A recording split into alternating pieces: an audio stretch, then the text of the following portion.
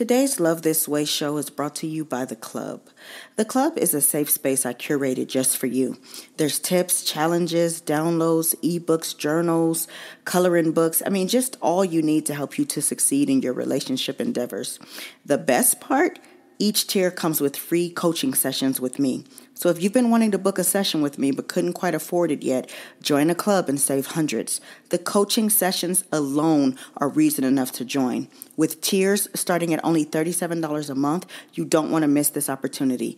Visit shaliavinny.com, choose the membership level of your choice, and go to your calendar and book your free session. I can't wait to connect more with you. And make sure you mention Love This Way sent you.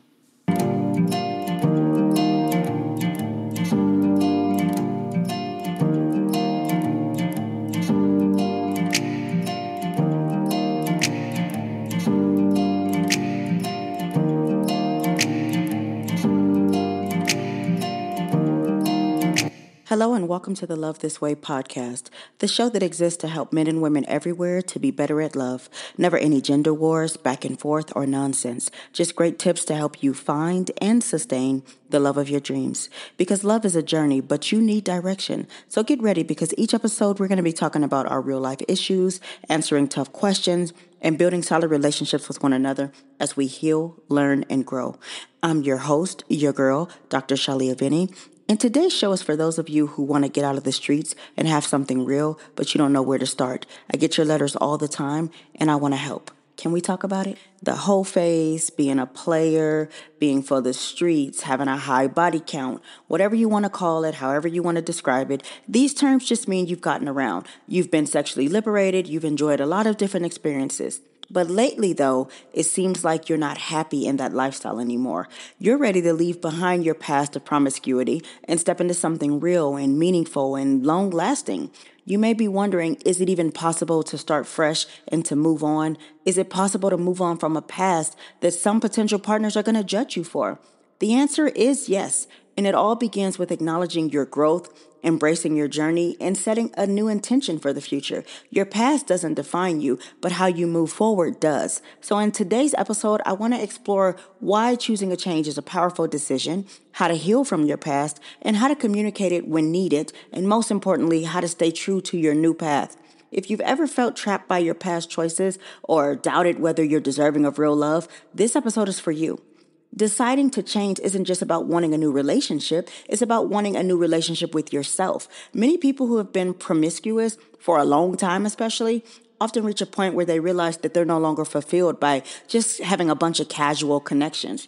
There's an emptiness that can't be filled by physical encounters, and you start craving something more: emotional depth, vulnerability, and real intimacy. That's a powerful realization, and it means you're ready for something different. Changing isn't just about finding a partner who fits a new mold. It's about personal growth. You've recognized that you want more than what you've been giving yourself, and that's a courageous step. It's a good idea to honor that internal shift because it means you're seeking alignment between who you are now and the kind of life you want to live. You're evolving.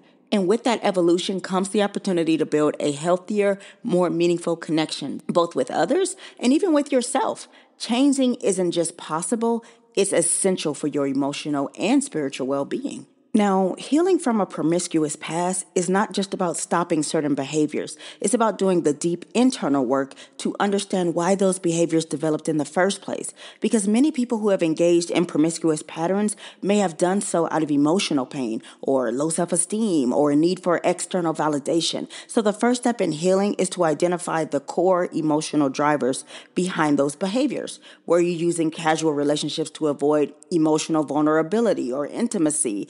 Did you equate sex with love or validation because of past wounds? Understanding these patterns is crucial for breaking free from them. To begin this process, you need to engage in a lot of self-reflection. Journaling is always a great idea because you can write down prompts and you can start by asking yourself questions like, what feelings or situations triggered my need for casual relationships? What emotions was I avoiding by engaging in those behaviors? And how did I feel afterward? Did the actions bring the connection I actually desired, or did I feel worse afterwards? Another helpful strategy is, of course, doing inner child work. This just involves reflecting on whether certain behaviors stem from unmet emotional needs from your early years. Were you lacking attention, care, or validation in your formative years? Sometimes promiscuity is a misguided attempt to fill those voids. Therapy is very useful here, especially if we're looking into cognitive behavioral therapy. This is so critical because it helps to identify and challenge your distorted beliefs about yourself and your worth. And of course, mindfulness is another technique that can be transformative, allowing you to become more aware of your emotional triggers. Like, if you can find out what your emotional triggers are in the moment and consciously decide how to respond rather than reverting back to your old patterns, this is golden. Loneliness is no reason to allow yourself to lie down with a stranger. How can you fill time more constructively? Sex should never be something to do. You deserve true intimacy and fulfillment, not just a quick release. Part of healing is also redefining your self-worth. You have to consciously disconnect your sense of value from external validation, such as sexual attention. Working on building self-esteem and self-compassion is crucial at this time. Practices like affirmations and surrounding yourself with positive influences and engaging in activities that promote a healthy sense of self-esteem are very important to replace the need for external validation. And then, of course, I'm always going to ask you guys, what are you hearing? What music are you listening to? What are you watching? This goes for what you're seeing on your socials, on TV, reality shows, porn. Who are you surrounding yourself with? Those trauma bonds you've built with certain people will need to be broken. You cannot move forward as long as you're anchored to those who keep you in the past. People make change harder than it needs to be because they love to remind you who you used to be, or they talk to you as if you're still the old person that they remember you to be. Don't let them. Surround yourself with positivity and people who reflect the person you hope to be, not who you used to be.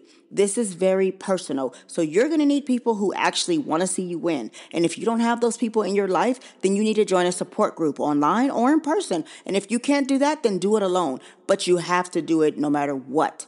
Once you've done the internal work, then you can approach a new relationship with clarity. Because when it comes to talking about your past with a potential partner, it's important to have a strategy that respects both your journey and the potential partner's feelings. First, there's no rush to disclose everything immediately. Let's start there. You should gauge the connection and the level of trust that's been established before you share any deeply personal details. When the time does feel right, you need to lead with confidence and intention, but be truthful. Begin by explaining that your past has shaped who you are today, but you've done the necessary work to grow from those experiences. For instance, you might say something like, in my past, I've had relationships that were more casual, but I've done a lot of self-reflection and growth, and now I'm in a different place, and I'm looking for a deeper, more meaningful connection. It's important to frame the conversation around the lessons you've learned and the changes that you've made. Focus on those experiences and how they've made you more intentional and self-aware in relationships. Be sure to express how your values have shifted and what you're looking for now. You're not asking for permission to move on from your past. You're inviting them to understand your journey and share in the person that you've become. And additionally, and this is huge, you're going to have to set boundaries around this discussion because your past is a part of you, but it doesn't define you. So be firm in conveying that while you're open to discussing it, you're more focused on where you are now and where the relationship is headed. This will help to establish that your growth and present intentions are what should matter the most to them. It's also critical to prepare for different reactions because you got to understand, not every partner will immediately understand or accept your past, and that's okay. The choices we make do have consequences, and people have a right to not want someone who has a colorful past. If someone is fixated on your history in a way that feels judgmental or undermines your current values, it may indicate that that relationship is not aligned with your goals. So ultimately, your past should be a bridge to deeper understanding, not a barrier to intimacy. Be okay with walking away if you have to. Remember that relationships thrive on mutual respect and vulnerability. The right partner will respect your honesty and appreciate the depth of your personal evolution, rather than focusing on the person you used to be. With this approach, you can set the foundation for a healthy, meaningful connection where both of you feel seen and understood. Hey Hey friend, make sure you check out shaliavinny.com. You can join a club there. You can book one-on-one coaching sessions with me. You can buy my books there. Oh, and you can get free advice from me now. Go to shaliavinny.com, click the free advice tab, and go ahead and submit your question. I will be answering those questions on my social medias, so make sure you do that because you don't want to miss out. Love you guys. So we've been discussing getting away from promiscuity and what it takes, but now that you've decided to change, it's important to stay on this new path because it's so easy to get discouraged or lonely or horny even, but I don't want you to let that stop you. You have to keep going. So here are 5 key tips to help you avoid slipping back into those old habits. Number 1, you have to stay connected to your why. Keep reminding yourself why you wanted to change in the first place, whether it's for your emotional health, deeper connections, or your own self-respect. Staying connected to your reasons is going to keep you grounded. Number 2, you've got to set clear boundaries. Be intentional about your relationships. Set boundaries that reflect your new values, whether it's avoiding certain environments or defining emotional and physical boundaries. This is going to help you to prevent slipping back into old patterns. Number 3, you've got to surround yourself with positive influences. Your environment shapes your behavior. So you've got to surround yourself with people who respect your journey and support your new lifestyle. Stay away from those who may tempt you or make you feel like you haven't really changed. You know the ones, they make those comments or they even tell you, oh, you acting funny, you acting brand new. Stay away from those people because yes, we are brand new around here. And if they can't take that, you don't need them in your life. Number 4, you're going to practice self-care. When you focus on your physical, emotional, and mental well-being, you're less likely to seek external validation from casual relationships. So you've got to fill your own cup first so you don't go looking for others to do it.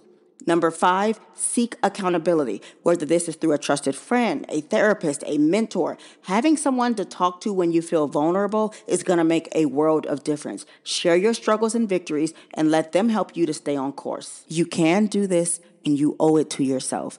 Don't stop. Keep going. You've come a long way, and you're on a beautiful journey of transformation. Remember that your past doesn't disqualify you from love or happiness. It's simply a chapter in the book of your life. By choosing to change, by healing, by growing, you're making room for the kind of relationship that reflects the person that you've become, not the person that you used to be. So as you continue on this path, be patient with yourself, trust the process, and know that the right partner will appreciate the depth of your journey. The love you're seeking is not only possible, but also on the way, as long as you stay true to who you are now.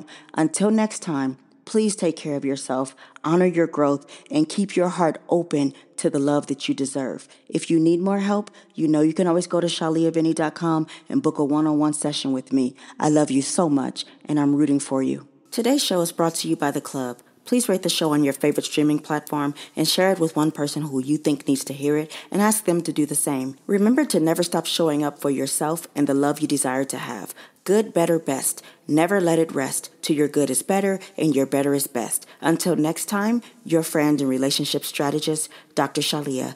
Bye.